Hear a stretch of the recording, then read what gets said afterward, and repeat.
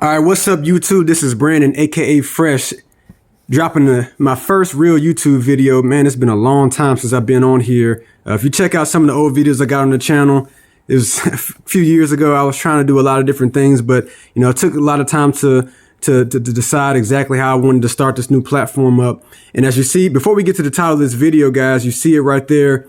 I need y'all to hit the like button, smash the like button. Go ahead and subscribe if you're not a subscriber just yet. I really want this to reach as many people, especially as many former and even current educators out there, definitely the ones who are currently in education, dealing with a lot of the same things that people such as myself and others who were in the education field decided to get out, or those who are still in there trying to figure out what to do.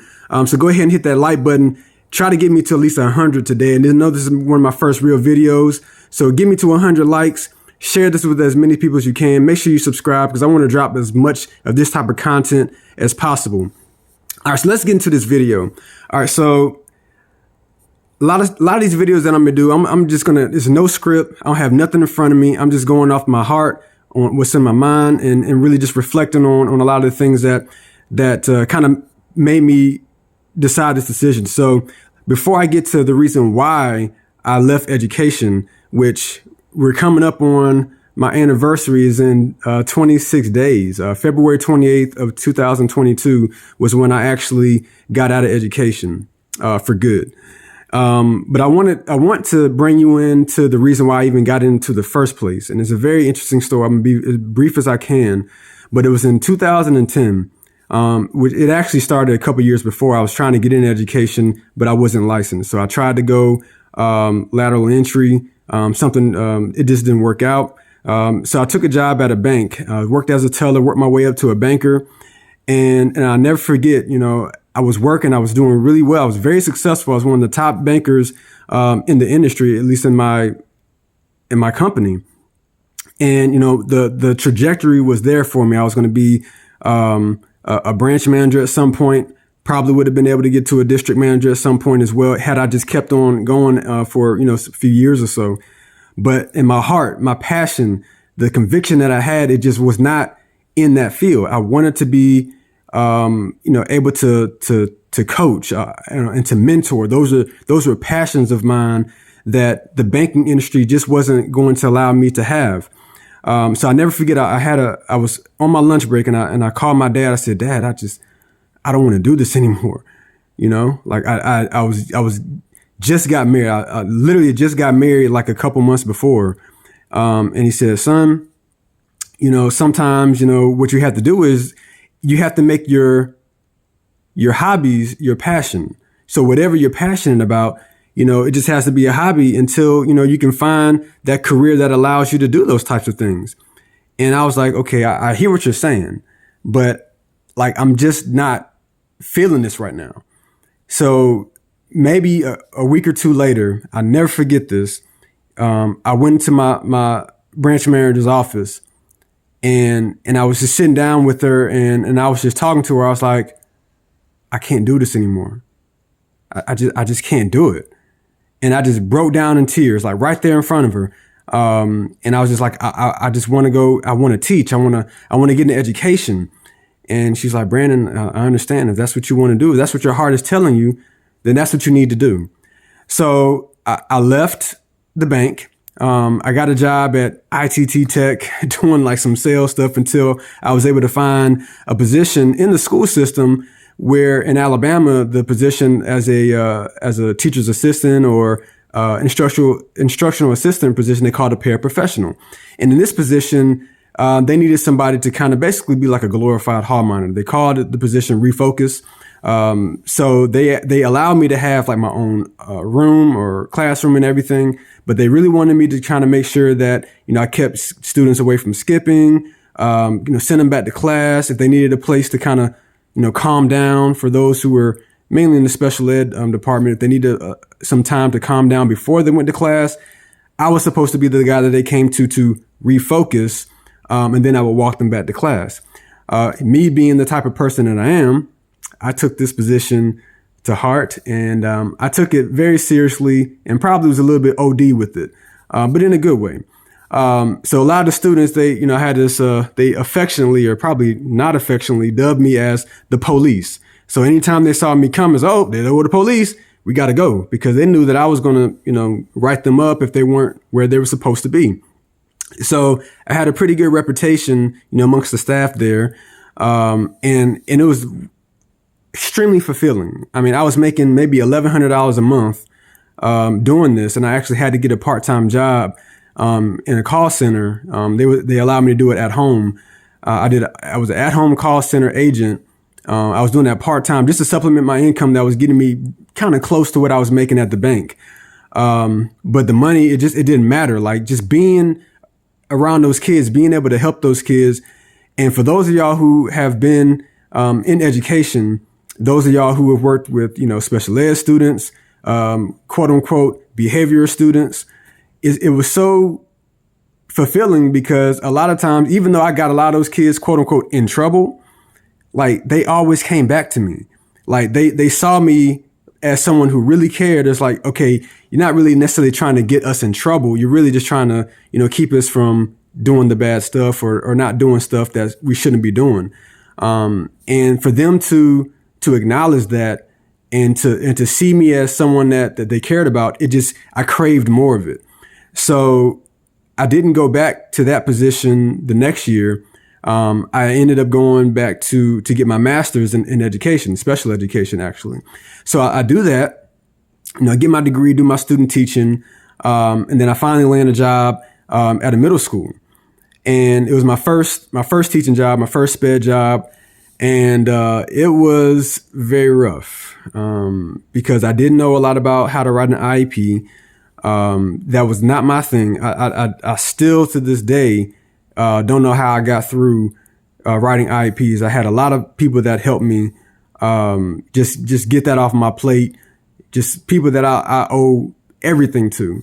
But we ended up moving, in February of that school year, at the end of February. So I didn't get a chance to finish out that year at that particular school. We moved to where we currently are now. And I found a job in special ed as well. And same thing. I was like, okay, SPED, I love the kids in SPED, but the IEPs, the paperwork, couldn't do it. All right. So I have a business background. I was certified in business with the Praxis. And thankfully, as fate would have it, one of the teachers at our school, they left. Yeah, a position opened up, and it was a full-time position for the business, keyboarding, all that type of stuff. And my principal at the time was like, "You still interested?" I said, "Absolutely, absolutely. I'm definitely interested. Get me out of SPED. Can't do any more IEPs. No more. Can't do it now. I want to do another IEP for the rest of my life." So I got into it, just, it was great. Loved teaching the kids how to type, teaching them about just business principles, all the things that I learned being in corporate America. Also at the time, I was a newly entrepreneur with, a business that I part own. So I was able to kind of share some of those tips with them. And, as the time went on, one of the things that started to change with me was an opportunity that I had, and I'll discuss a lot more of this in some videos after this. I had an opportunity to help start a basketball league with some very famous people, some people that, depending on if you're sports people, you might know pretty well. The league was called the Junior Basketball Association. LeVar Ball, he has, sons named Lonzo, LiAngelo, and LaMelo Ball. Two of them are in the NBA right now. And I worked with them for that entire summer, traveled all across the country, meeting people, just seeing all these types of experiences.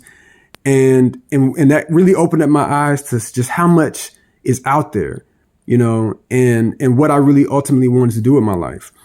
And so I came back after a grueling long summer. I mean, one of the longest, hardest summers in my entire life. And I jumped right back into teaching. I probably had like a week to just kind of recover from all that. And I just remember just sitting there like, I don't know.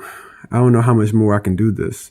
There's so much more out there for me. I love the children. I love my kids, my guys. but everything else that came along with it was starting to be more than I could bear. And this was in the fall of 2018. So this was 3 years prior to, when I was really making this decision. So I was also coaching basketball at the time. I've coached a total of over 10 years in the high school and the middle school level. And I just remember that year in particular, like just knowing that, okay, I could probably do this for maybe a couple more years for sure. So we go through 2018, and then the 2019 year comes up, and that's when the COVID year, the fall 2019, 2020. And I think that was the year, the 2020 year, probably like many of you who are educators, going through that 2020, the last half of it in March, the end of March to the rest of the end of the year, it was kind of an eye-opener because a lot of us teachers, you had strikes that were going on all throughout the country. And, we're asking for more pay. We're asking for better support. We're asking for more respect. And then all of a sudden the pandemic hits. And then here comes a floodgate of resources, that we're like, where did all this come from? Where did all this come from? Where did all these Chromebooks come from? Where did all these resources for this come from? We've been asking just for a respectable amount of increase. We're not getting that. We've been asking for a respectable amount of support. We're not getting that. We're asking for all these things that any other company, any other industry would supply, but it takes a pandemic for us to be able to get some of these things. So it was more of an eye opener for me for that. And then the next things that happened were the next year, the 2020 fall year, where everything was virtual. I was hoping that, things would be over because I'm not a virtual teacher. I'm a hands-on. I got to kind of figuratively reach out and touch my students, because, I'm very funny. I think I am. I like to be very engaging. I like to build a lot of rapport, and I wasn't able to do that as much trying to stare through a camera screen or a computer screen rather, trying to teach. And it just started to seem as though if this is the way the education is going to go, I don't really want to be a part of this. I don't want to be a part of me sitting in front of a computer screen trying to talk to and try to teach students. So there were some situations that happened that fall where I didn't feel like I got the support that I really needed and should have gotten from my administration. I felt like, there was just some decisions that were made that I wouldn't have done had I been in the same situation. And, there were other things as well along those lines that I just started to see more of. And the thing that I was pretty much like, okay, I'm almost done. Like, I'm like pretty much there. And I remember talking to another teacher. She had resigned that same year in 2020, probably around November. And I went and talked to her and I said, why are you leaving? And I said, because I'm honestly thinking about leaving myself at some point. Like, I'm really close.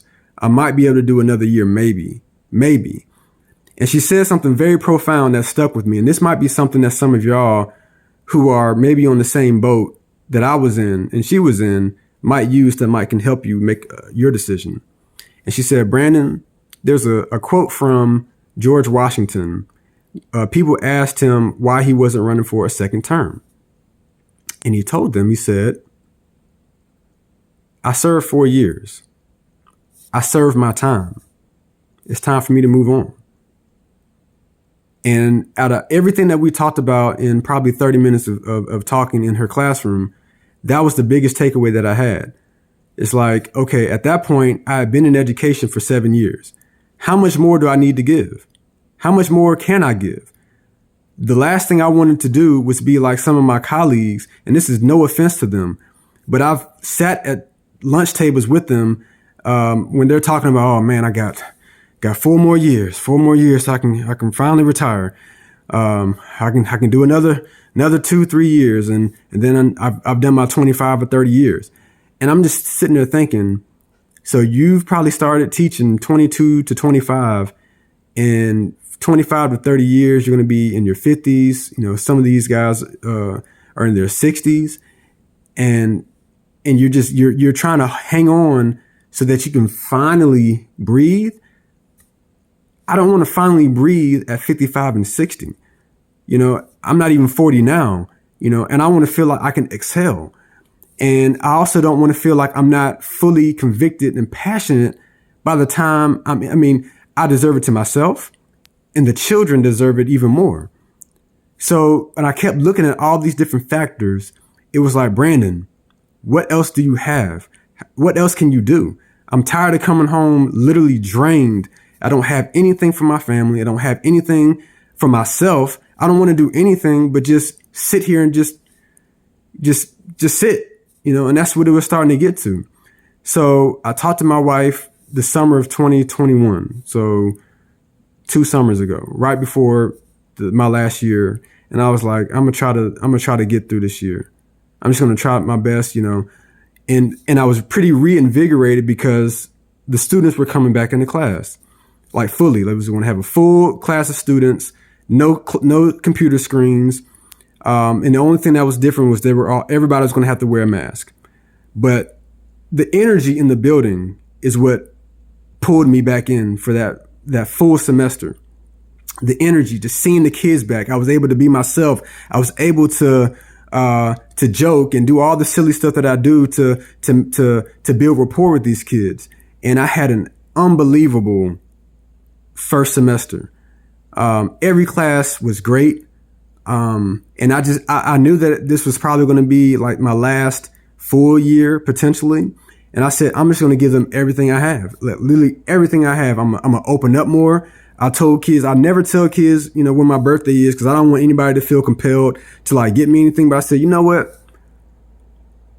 I'm a teacher. I serve them. Why should I deny them the opportunity if they want to do something nice for me? So you're darn right. I told them, yeah, my birthday is, in November. Told them the date.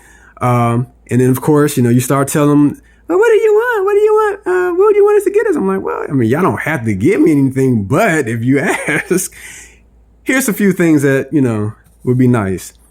And I'll be darned if they didn't come through. And it was great. Like, it really touched my heart, for the notes that they gave. I got some gift cards. That was some of the stuff that, anytime they do things like that, Teacher Appreciation Week, I've gotten all types of stuff in the past. Those are the things that kept me going in education. But after that first semester, or after Christmas, we had 2 week break. And the semester was going to be ending about a couple weeks when we came back from Christmas break.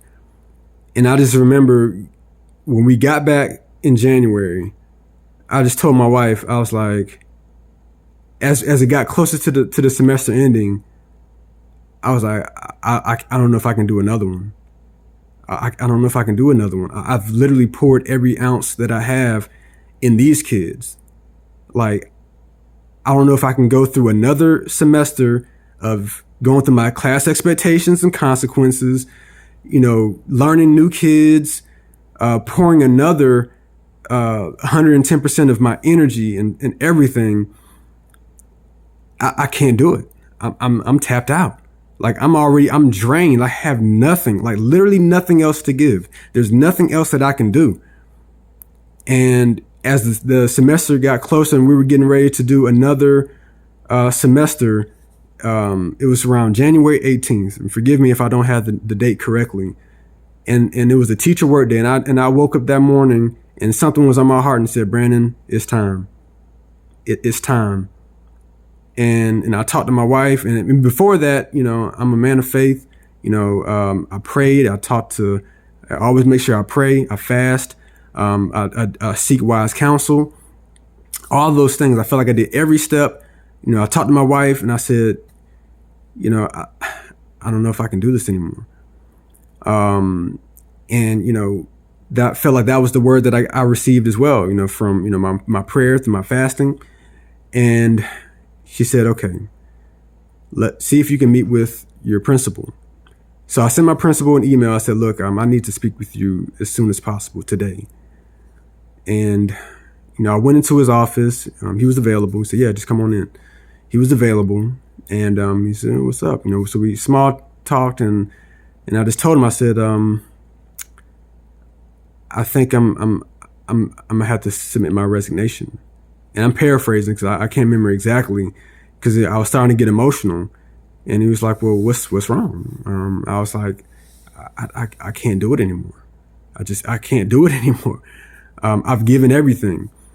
And he wanted to make sure that it wasn't like, with the stuff that we had been dealing with the pandemic, it's like, well, I want to make sure it's something that, being that this is a lot of this is temporary, that you're not making a decision based on the circumstances that we're in right now, or this is a decision that you're making, because you just want to move forward. And I was like, yeah, I want to move forward because my heart's not in it like how it was, 10 years ago.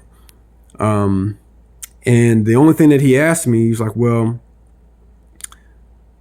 can you get through the semester or through the quarter? And I was like, well, when's the quarter end? And end of March, somewhere in there. And I was like,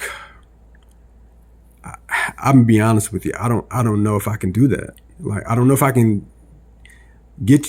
I'm barely making it now. Like, I don't have anything.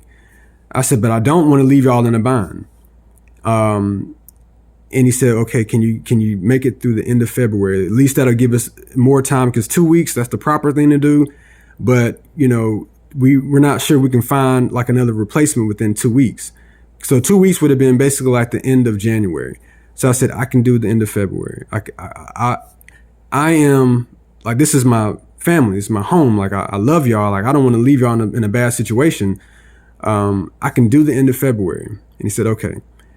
And I walked out, and when I tell you, like, it felt like 10,000 bricks, like, just left my back, off my shoulders. I felt so relieved, so free, so everything.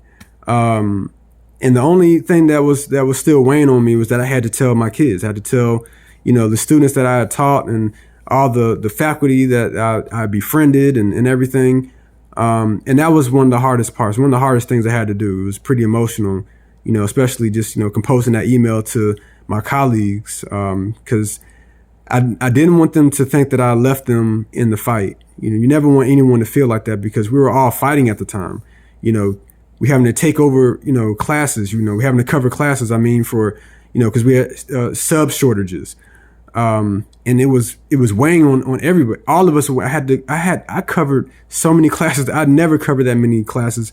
Probably in my 7 years at that school, I probably covered more classes in that 1 year than I probably did combined. That may be an exaggeration, but if I didn't, it was very close. Because I hardly ever had to, because we had enough subs or enough coverage that it could be provided. But it was just a taxing year. It was a taxing time. Buses being late, students not having bus drivers, having to stay later. It was just rough. It was rough on everybody. And I didn't want to leave, my colleagues, in a situation where they had to compensate for me. And if they felt like that, I apologize, but I had to do what was right for me. This was a very selfish decision. That was the right decision. This is the right decision for me. And I don't regret not one decision that I made to do that. And I'll discuss some more things about, some things that transpired after I left. But on February 28th, it was like, again, a bigger weight dropped off my shoulders. And I felt even more free. And I don't regret my decision at all. So for those of y'all who are thinking about leaving education, if you've been there and you're just like, what should I do? You had to do what's in the best interest of you. Definitely don't do it without a plan. I had a plan already in place. I had a plan for how to be compensated, how to make money. I told you I was an entrepreneur. So I had, really good revenue coming in from the business that I own. So I was pretty set with that, but do whatever you feel is best for you. And I'm gonna talk about a lot of my other issues with education and my other thoughts on education and some other videos. But if there's any other advice that I can provide, is that if your heart's not in it, if you're not in it for the kids especially, then you might need to start thinking about what is the best course of action for you in education, because I'm about the kids. I came in for the kids and I left with the same way. Anytime my students see me out, the biggest compliment I told them you can give me is just to say hello. And I still get that to this day. And I have, former players that they call me and ask me for advice. And those are things that let me know, that validate me that, I was a pretty darn good teacher. I was a pretty darn good coach as well. And I did my time. I served my time, and I'm able to move on. I'm able to hold my head up high and speak with conviction, knowing that I was in education for the right reasons. And I hope that those of y'all who were in education, you can say the same things. Those who are currently in education, you can say the same things as well. And if those things aren't still a conviction for you, then it's potentially time to move on. Now, if you're on close to retirement, try to stick it out another year or two if you have just a few more years left. But anybody else, if you're on the fence, drop some comments below. I definitely want to respond to as many as I can, because you might be helping somebody else. We're all in this thing together. We've been in this, many of us as educators, we've been in this thing for years, and it's hard. It's not easy. People think that we're just, all we do is sit in the classroom, and no, it's a lot that goes into it that a lot of people don't know. So if you're in education, if you were in education, drop some comments, let me know, let us all know like how you feel about it. What do you think about this topic? How do you feel about my decision? And we'll talk some more about it. All right. Well, that's the end of this video, guys. Thank you so much for sticking with me. Again, make sure you leave a comment, like this video, smash that like button. Make sure you subscribe. I'm going to do my best to give y'all as much content on this subject and other subjects as well. And as we continue to get moving and move forward with a lot of different things. Well, thank you again for tuning in. This is Brandon, aka Fresh. I'll see y'all on the next one. Peace.